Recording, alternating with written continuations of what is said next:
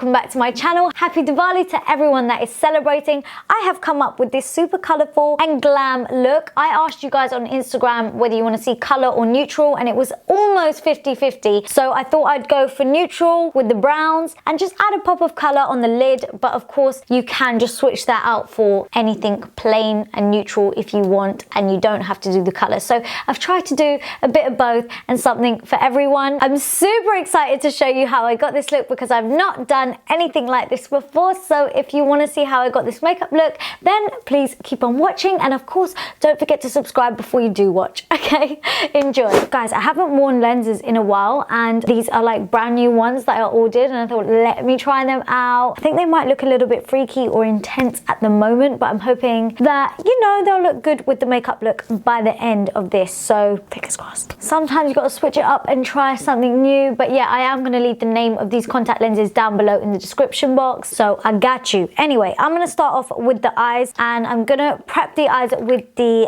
Core Revolution Pro eye base. This is just going to get rid of any discoloration, and it's just going to help our eyeshadows to last so much longer. And I like how creamy these are, but they set down to a matte finish. So I'm going to go straight into eyeshadow. This is the Morphe Your True Selfie 15T Artistry palette. This is what it looks like. It's absolutely beautiful. I love this. I'm loving the neutral tones, and then you've got some pops of colors, which I really like. This, I believe, is from their Christmas collection, but yeah, I got it in the post today and I just had to get it on. I was like, nope, I am filming with this now. I believe this is out on 23rd of October. So I'm gonna go straight into this color right here, which is called Woke Up Like This. And by the way, I'm loving the names. They're all like hashtag strike a pose, hashtag sorry not sorry, hashtag work it. Really cute names in this palette. So I'm gonna start by taking this color through the crease and then blending it up as the transition color. And we're just gonna keep going back and forth and kind of building up the shade until we're happy with the intensity. But I must say the color's gone on a little bit darker than I was expecting, but it's still a really nice brown. I actually was expecting it to be a little bit more like on the mustard side. And I'm just gonna blend those edges up a little higher, and I'm gonna take it in small circular motions to do that. Especially on the outer corner, we wanna pack on the color and kind of, you know, bring that color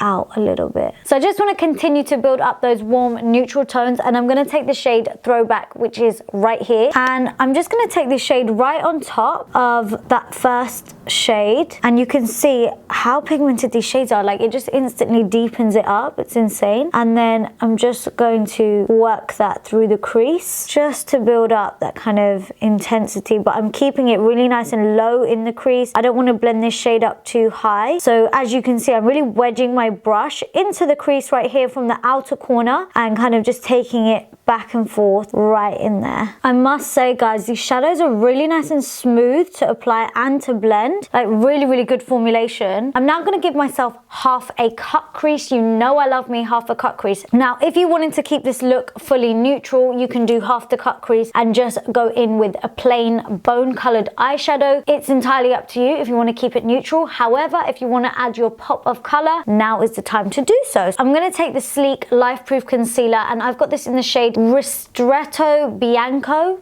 Yeah, okay, I hope I've not butchered that. And I've never actually done a cut crease with this, so let's see how it goes in terms of coverage. So I'm just going to take the concealer on the brush, and I'm basically going to apply this on the first third of my lid and just carve it out. And I like to actually pat the concealer on, and that way I have more control. It's almost like doing liner. You kind of just want to take it in small sections rather than trying to do it in one big go. And then when you get to this edge, you don't want to leave it like that. So I just take the tip of the brush and I kind of just feather that edge so it kind of just blends out. And then I'm going to go back into the same Morphe palette and take this shade right here, which is called hashtag Artist. This is such a nice pop of color. So I'm just going to pat this color right over the top of where we've just concealed and carved out on our lid. The concealed area really acts as a guide as to where we need to place this shadow. Oh my god, I am loving this. It's such a beautiful color. And I don't think I've ever done a look with this color before on my channel, so that's exciting. This neon color is so in at the moment. I actually have a dress that I wore, which is exactly this color. I've got a picture of it on my Instagram actually, and I even have a denim skirt in this color. It's just popping at the moment, everything neon. And then again, when you get to the edge, just do what we did with the concealer, which is just feather that edge out. So now the color is laid down. I'm just gonna go back in with the brush that I used for the brown tones with no extra product on it, and I'm just gonna kind of wiggle it in between the two shades so that there's a blend. That way they transition towards each other rather than kind of just being really blocky. And now there's like a really nice fade out. That brush wiggle just changed up this whole look. Like that blend, oh my god, look at that blend, girl. Next, we're gonna get some liner on, and again, it's another Morphe product, and I'm actually really obsessed with Morphe at the moment. They actually just opened up a store in London, Stratford. They're opening one up in Birmingham, and then of course they've got a store in LA. They have a UK website, a US website. They're on Cult Beauty. Morphe are actually everywhere, so I know that they're easily accessible at the moment, which is why I am using them. So yeah, anyway, back to the liner. I'm just gonna use their liquid liner. It's their blackout liquid liner, and I'm gonna create a nice wing with this, and then I'm gonna take it in small feathery strokes just so I have more control over it, and then I'm going to wing it out and join it up. Okay guys, so liner is on and I'm feeling good about it. I am feeling good about this look so far. I'm so happy and excited. So I'm gonna move on to the skin now, and I'll finish off the eyes later. And I'm just gonna prime my skin using the NYX Total Control Drop Primer, which I really love using, by the way. It's super nice and easy to apply. Make sure it doesn't go into your brow, and then I'm just gonna rub it in. And then I'm gonna go in with foundation, and I'm gonna mix two foundations. And I actually made like a mistake of using this foundation in my drugstore 4 videos, but it turns out I actually really love the look and feel and finish of these two mixed together. Even the shades was perfect. So I've got the new L'Oreal Infallible 24-hour Fresh Wear foundation, which is the wrong shade for me on its own. I've got 330 Hazelnut, but I mixed it with a bit of my EX1 Invisiwear in the shade 10, which is normally my shade. And because I am slightly tan right now, these two together work perfectly to find my perfect tan shade. But I just love the look, finish and feel of the two together also. But if you're normally like my shade without the tan, then just EX1 in the shade 10 would do the trick, and this is also beautiful on its own. I'm just stippling this all over my face, and this is going to give me a really nice amount of coverage, and also the staying power of both of these foundations is brilliant. Now I know it looks so much darker than my actual face, but my body is super tanned, as you can tell by my shoulders and also by my neck, so I am matching it to that. Okay, foundation's on, and it might look really warm right now, but just bear with me. I'm still yet to contour, conceal, all of that. So speaking of contouring and concealing, I'm gonna do just that. So I'm gonna take the Sleek Lifeproof concealer, again the same one that I used to do the cut crease, and then I'm gonna take a darker shade, and this is Creamy Coco, to contour. And I'm gonna do the contour first, and I'm gonna take this in the hollows of my cheeks, on my temples and down my nose, basically all of the usual areas that I like to contour. And because this concealer does dry down quite quickly and quite matte, I am gonna blend it out before I do my concealer. It blends out so nicely and easily, which I really like. And then the concealer, I'm gonna take it underneath my eyes where I normally like to highlight, and I love the shade of this concealer. It's so perfect. It's like nice and brightening, but it's also got like a peachy undertone, so it's gonna be great for correcting those dark circles. And I always like to take it down the sides of my nose as well. And then I'm also just gonna take it on the tip of my nose, down the bridge, in the center of my forehead, and on my cupid's bow and chin. And then just go ahead and stipple and blend that all out. I always get asked what brush this is. This is a Morphe G37. When I'm not using a damp beauty blender, I like using a synthetic brush to blend out my foundation or my concealer. Such good coverage from this concealer. Like I said, a really good shade. Okay, so then that all needs setting in place, and I'm gonna take my Vichy Dermablend powder. You guys know this is my favorite drugstore powder to set my makeup with. That's in terms of kind translucent powders. It's my favorite translucent setting powder from the drugstore for sure. It's just so lightweight. I'm just gonna pat this on over all of the areas where we just concealed. And I always like to pat this on around my mouth just because I get creasing over here especially. That's just where my laugh lines are. And then I'm just gonna set the rest of my face makeup with my EX1 Pure Crushed Mineral Powder. Again, another favorite of mine, which I just love. And I'm just gonna buff this onto my skin in circular motions. And I don't use a lot of this at all, just a teeny amount. And I feel like this is what gives you like smooth looking skin in photos. And then you can go ahead and dust away the extra powder that is sat under the eyes and anywhere else. So I'm going to go into another Morphe palette, and this is the highlight and contour palette, and I'm going to take this shade right here, which is called Donut. Ah, love it! Who isn't obsessed with donuts? I literally am obsessed with donuts at the moment. Like, it needs to stop. Like, it really does. Anyway, back to the palette. I'm going to take this shade Donut to bronze my face, and I'm taking this just over the areas where we've already contoured. It's already mapped out and marked out for us where we need to take it, and we're just warming up the skin slightly further and bringing that dimension back just by bronzing the skin, making it look nice and warm and healthy but still structured. And I'm also going to take this just along my temples a little bit and along that hairline, just because, like I said, I am tan at the minute, so that's naturally where the sun would hit me, and that way it will look good with the rest of my body. And then whatever's left, I'm going to take it down the sides of my nose. I'm not picking up any extra product for this. And then for highlight, I'm going to liquid highlight just because I am obsessed with this Glow Elixir, this highlighting elixir by Sleek at the moment, and this is in the shade Poppin Bottles. It's basically illuminating drop. It really helps to make your highlighter pop, and you don't need a lot at all. And I'd like to blend it out with a sponge just because that's the best way to blend